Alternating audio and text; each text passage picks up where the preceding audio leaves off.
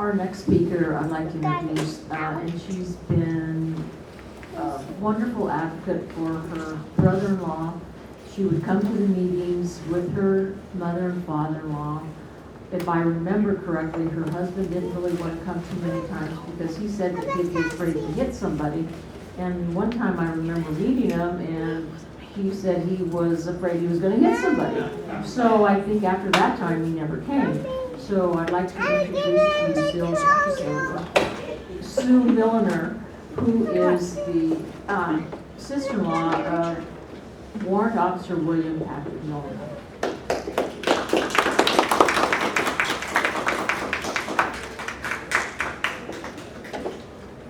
I'm not real good at public speaking. Billy and John Hummel were March the 6th of 71. They became missing. They were coming back from a combat support mission over Laos. And the lead helicopter was getting a coordinates change.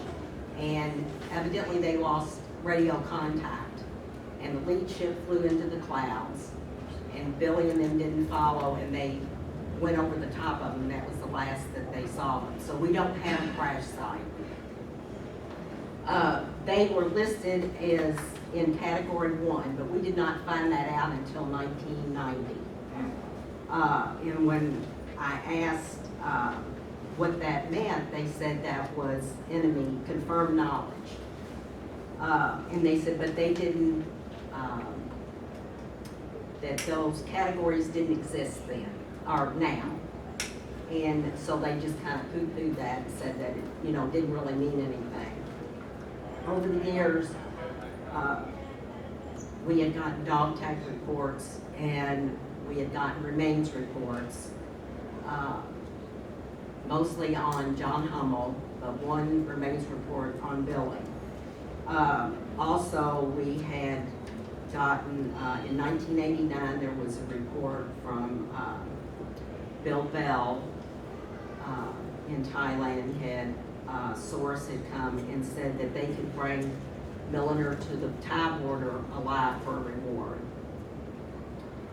That report was sent to my in-laws in 1990, and of course that sparked something in them, because my father-in-law had been a POW in World War II, and he did not feel like that our government would keep information from families, that they would do whatever they needed to do to bring men home.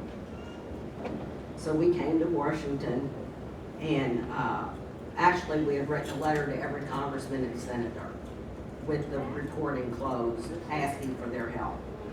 So anyway, we did not know all the information. Of course, they sanitized a lot of the report.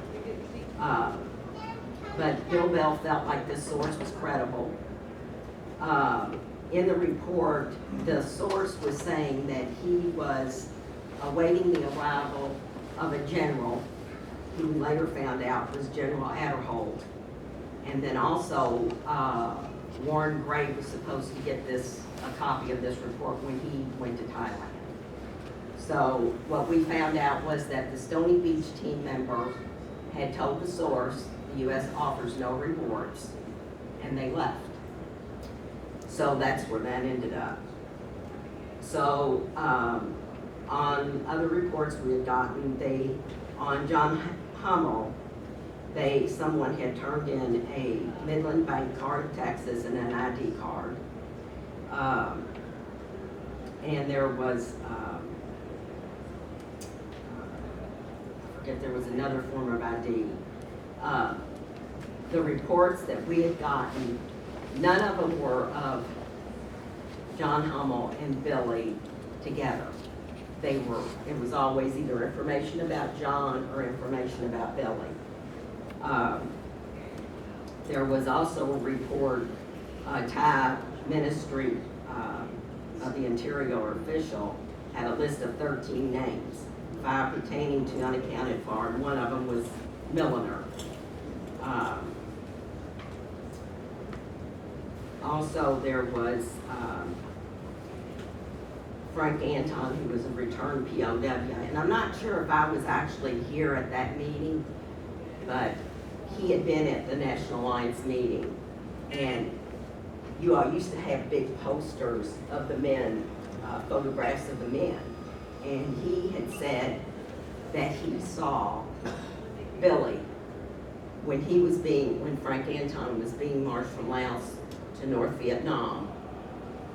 He said that he had seen another American serviceman being marched with other Vietnamese soldiers away from them. And evidently during, of course we don't know what his debriefing was, but he said he never recognized the person as anyone that had come home from Operation Homecoming. But when he saw the picture of Billy, he said that that is who he felt like that's who it was. And he said, if for some reason it was not, it was a man that had not come home.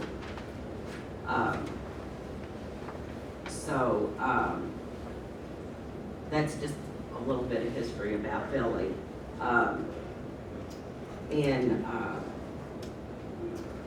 guess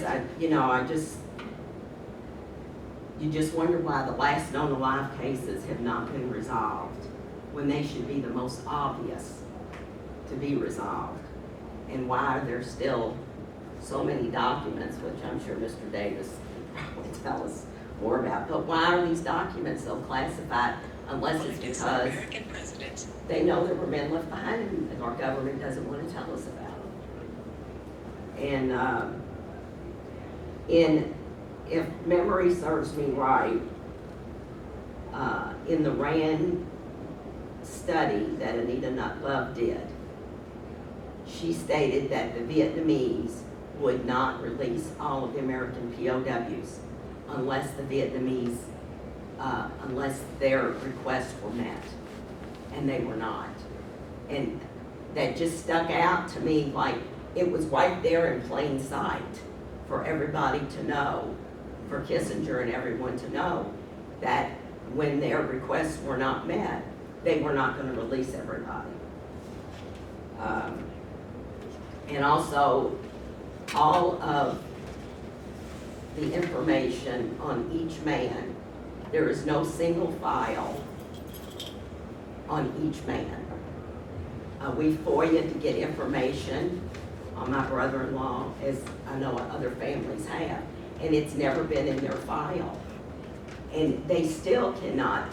For quite a few years, I've addressed this when I go to the National League meeting. And the government officials, well, we're working on it, we're working on it. Well, you're not getting it done.